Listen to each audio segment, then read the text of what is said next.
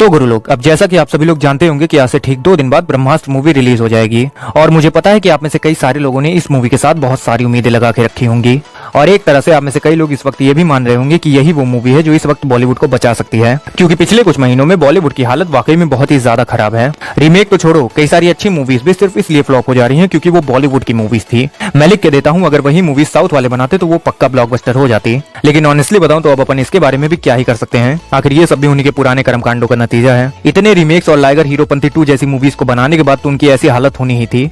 Plus जो कुछ movies में बार बार एक ही रिलीजन को टारगेट किया जाता था उसे भी इस वक्त लोगों ने काफी ज्यादा सीरियसली लेना शुरू कर दिया है। जहां तक पहले तो थोड़ी बहुत चीजें चल भी जाती थी, लेकिन अभी तो पब्लिक का पारा एकदम चढ़ा हुआ है, जिसकी वजह से उन्होंने बॉयकॉट का नारा कुछ ज्यादा ही जोर शोर से लगाना शुरू कर दिया है। आई मीन बहुत ही ज्यादा जोर शोर से लगाना शुरू कर दिया है। और सच कहूं तो पहले मेरे को ये सब चीजें ठीक लगती थी, लेकिन अभी के वक्त में इन सब चीजों को भी काफी ज्यादा ओवर कर दिया गया है। जहां आमिर खान को तो लोगों ने एंटी हिंदू, एंटी इंडियन, देशद्रोही, देश का दुश्मन, इवन आतंकवादी तक बोल दिया था। और बॉयकॉट ऋतिक रोशन ट्विटर पे सिर्फ इसलिए ट्रेंड होने लगा था क्योंकि उन्हें लाल सिंह चड्ढा मूवी अच्छी लगी थी। प्लस इसकी वजह से अब सिर्फ एक्टरों को ही नहीं बल्कि और भी ना जाने कितने लोगों को दिक्कतें हो रही हैं। जैसे कि अभी कुछ दिन पहले ही राउंड टू हेल के एक क्रिएटर को उनकी 4 साल पुरानी वीडियो के लिए लोगों ने लिटरली में उन्हें जेल भिजवा दिया, जबकि उन्होंने ट्विटर, इंस्टाग्राम और भी जगह जगह इसके लिए माफी मांगी थी। लेकिन लोगों को वो नहीं दिखा, उन्हें बस सुनाई दी वो 4 लाइनें जो शायद उस इंटेंशन से बोला भी नहीं गया था।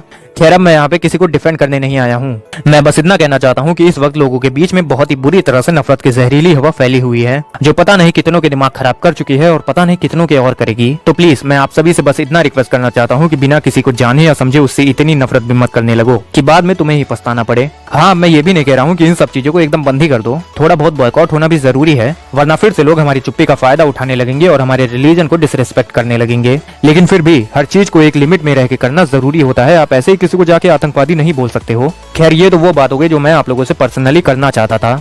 वीडियो का मेन मुद्दा तो वही है जो मैंने थंबनेल में लिखा है। मैं आप लोगों को बताने वाला हूँ कि ब्रह्मास्त्र मूवी को सक्सेसफुल होने के लिए उसे टोटल कितना पैसा कमाना पड़ेगा। और मैं पहले ही क्लियर कर दूं कि सक्सेसफुल से मेरा मतलब मूवी के ब्लॉकबस्टर होने से नहीं है, क्योंकि अगर ये मूवी वाकई में ब्लॉकबस्टर होगी तो वो बहुत बड़ी बात होगी। लेकिन इसके बजट और बॉयकॉट वाली बकचोदियों के चलते ये होना थोड़ा सा मुश्किल है। मगर हाँ, अगर इस मूवी ने अपने बजट से ऑलमोस्ट 60-70% ज्यादा पैसे भी कमा लिए तो इसे कामयाब मान लिया जाएगा। और क्योंकि इस मूवी का बजट ऑलमोस्ट 410 करोड़ का है तो इसे ओपनिंग भी बहुत ही तगड़ी लेनी पड़ेगी। और जहाँ तक है इसके एडवांस बुकिंग को देख के लग तो रहा है कि हाँ, ये कर लेगी। मगर फिर भी अगर मैं मोटा मोटा बताऊं तो इसे अपने पहले दिन पे 80 से 90 करोड़ तो कमाने ही पड़ेंगे, और वो भी नेट, ग्रॉस से काम नहीं चलेगा। देन जहां तक है पहले 2 दिन के बाद तो फिर सब डिपेंड करता है इसके रिव्यूज पर। अगर वो अच्छे हुए तो ये मूवी भी आगे अच्छी कमाई करती रहेगी, और अगर वो बुरे हुए तो कसम से पब्लिक मूवी सही सबकी गांड मार देगी। और एक बात कि इस मूवी को सिर्फ अच्छा होने से काम नहीं चलेगा, क्योंकि आधी पब्लिक तो वैसे भी इस पिक्चर की मारने के लिए तैयार बैठी है। मतलब जहाँ इसकी एक गलती पकड़ में आ गई फिर देखना जनता कैसा बवाल मचाती है सोशल मीडिया पर, जिसका मतलब है ये मूवी भले ही मास्टरपीस ना हो लेकिन इसे बहुत अच्छा होना पड़ेगा।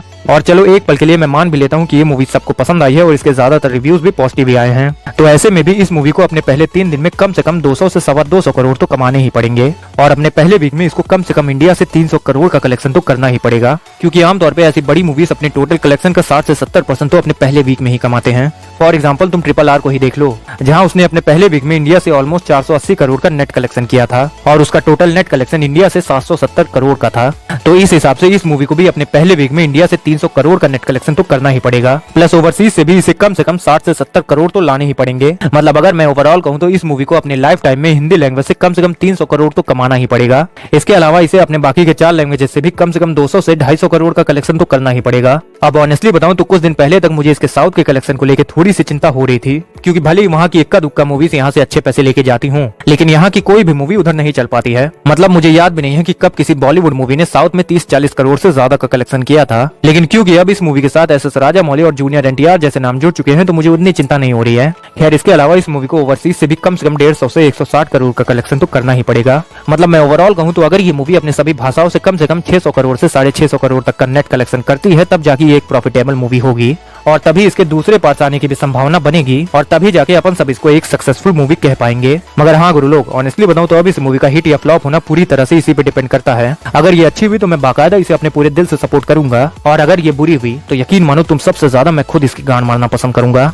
क्योंकि जैसा मैंने कहा ये मूवी या तो बहुत अच्छी होगी या फिर बुरी होगी। इसके पास ऑप्शन नहीं है ठीक ठाक या अच्छा होने का। बाकी अब तो हमें इसके रिलीज होने के बाद ही पता चलेगा कि ये मूवी हमारी उम्मीदों पे कितना खड़ा उतरती है। खैर, आपकी क्या राय है इस मूवी के बारे में और आप क्या चाहते हो इस मूवी से, कमेंट करके बताना। अगर ये वीडियो पसंद आई हो तो इसे लाइक कर देना और साथ में चैनल को सब्सक्राइब भी कर ही देना। हमारी मुलाकात होगी अब अगले वीडियो में, तब तक के लिए बाय।